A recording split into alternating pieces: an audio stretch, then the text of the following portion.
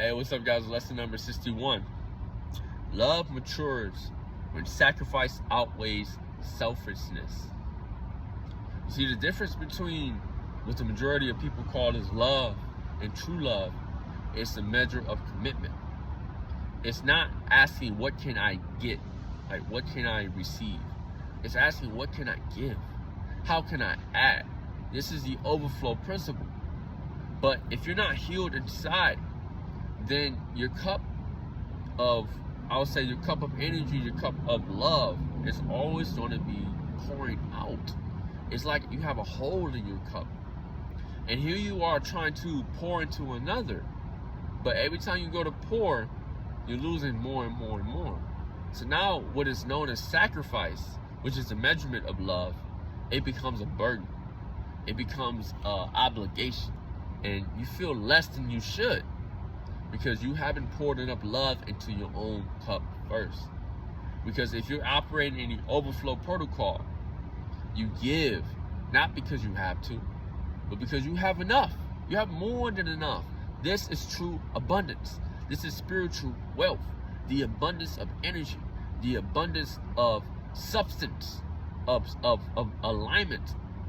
To be able to raise someone up is a true measure of wealth. And you must love yourself first in order to give yourself second. So you give yourself to the Word. You give yourself to the Father.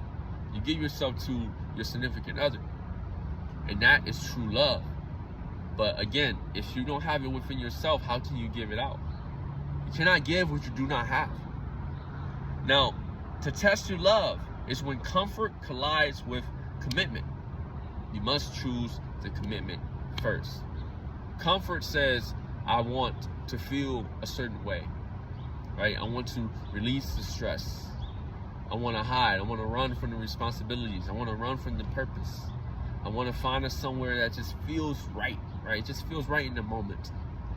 But commitment says, I'm going to stay on the path of purpose. I'm going to do what I know I need to do, even though it may be challenging, even though it may not be convenient. I'm going to go the extra mile. I'm going to run the miles in general. I'm going to give where I know I should be giving.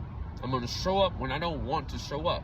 And I'm going to align my inner reality with my external expectations, even if it's not comfortable. This is love. So if you really want to be the best version of yourself, your higher self, you're going to have to activate this love frequency.